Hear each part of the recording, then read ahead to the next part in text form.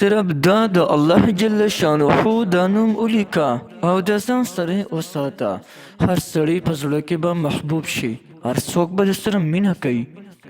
بسم الله الرحمن الرحیم. السلام علیکم ورحمت الله وبرکاته.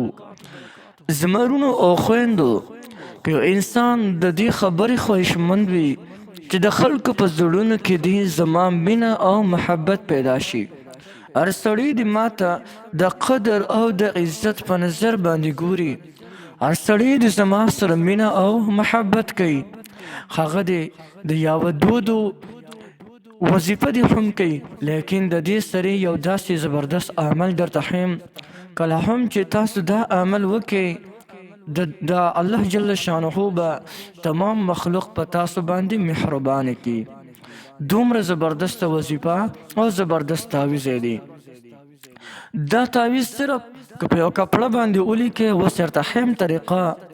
که په یو کپړې باندې دا تعویض تاسو ولیکئ او هغه کپړه بیا ځان سره وساتئ، په کومه کپړه به لیکئ هغه هم درته ښیم، او هغه کپړه تاسو د خپل ځان سره وساتئ، نو هر سړی چې څوک تا ته ګوري قدرتي به د ستا سره مینه پیدا کېږي.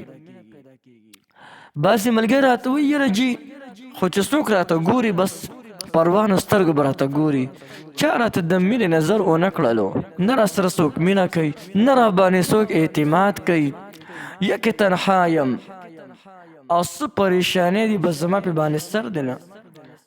نو د هغې وروڼو او د هغې خویندو دپاره د یا ودودو دا تعویض او د یا ودودو دا وظیفه ډیره بېحده مؤثره وظیفه ده. راځئ د دې وظیفې او د دې تعویض کولو طریقه درته ښیم. ډیره زیاته اسانه طریقه ده چې دا طریقه درته وښیم، بیا دا ویډیو اخره پورې وګورئ، ځکه چې د دې یو څو آداب دي، د هغې آدابو لحاظ به ساتئ. نو هغه آداب درته ویم ښه، چې دا آداب به په هر تعویض کې تاسو یاد ساتئ. د ټولو اول تاسو به یوه سپینه ریحاني کپړه راوالئ، سپینه ریحاني کپړه، او په هغې باندې به 15 کرته داسې ولیکئ الودودو الودودو الودودو الودودو، او هغه به بیا راغون کې د ځان سرې به په غاړه کې واچئ، که ځان سرې په مټ باندې تړئ، هر څه کې نو دا به خو محفوظ چې کوم دی وتړئ په یو ځای کې چې تا سرې وي. یا یو کس دی هغه ځان ته پټکي کېږدي، نو پټکي کېږدي لکه بعضې مشران یې هغوی پټکي واخلي، نو هغه دې ځان ته پرې پټکي کې کېږدي. او که زنانه یي نو زنانه دې ځان سره په لپټۍ کې یعنې محفوظ ځای کې کېږدي چې ګنده ځای نه وي. د دې یو څو آداب دي هغه به درته ښیم، اوس درته ښیم. او د دې تعویض سرې چې تاسو دا تعویض په غاړه کې اچولی وي، دې سرې په کثرت سره یعنې ډېر تاسو یا ودودو ذکر کوئ، یا ودودو یا ودودو یا ودودو یا ودودو، دغه رنګ ښکلي مزیدار انداز کې د یا ودودو ذکر کوئ. په هر حالت کې تاسو د یا ودودو ذکر کوئ. د دې تعویض او د دې ذکر په برکت باندې به الله جل جلاله دا تمام مخلوق په تاسو باندې مهربانه کړي. ټول انسانان به د ستاسو سره مینه کوي. کم یو کس چې تا ته هم وګوري قدرتي به د ستاسو سره مینه پیدا کېږي. اوس راځو د دې تعویض آداب. دا د الله جل جلاله نوم دی الودود، ډېر زیات محبت کوونکی ذات. د دې معنی دا ده،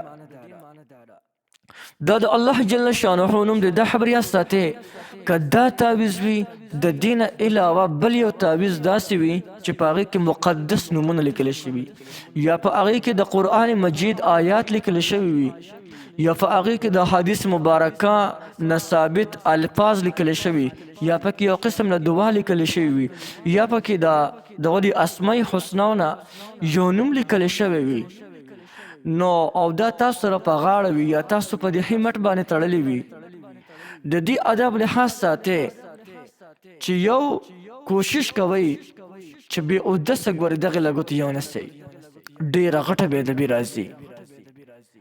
دویمه خبره چې کله یو انسان باتروم ته ځي، نو باتروم ته د ځان سره دا تعویض نه وړي، بلکې هغه تعویض چې هغې باندې مقدس نومونه یا د قرآن مجید آیات یا پکې یو دعا یا د حدیث مبارک نه ثابت الفاظ پکې، او څه کلمات مقدس، نو هغه تعویز که دا وي او که هغه وي، خو چې مقدس اوراق مقدس الفاظ پکې، هغه به باتروم ته قطعا نه وړي. یو دویمه خبره چې یو ګنده ځای ته کله ورځي، پکار ده چې دا تعویز د خپل غاړې یا د خپل مټ یا د خپل پټکي نه وباسي او په یو محفوظ پاک ځای کې کېږدي چې ګنده ځای ته ګورې دا د الله نومونه لاړ نه شي.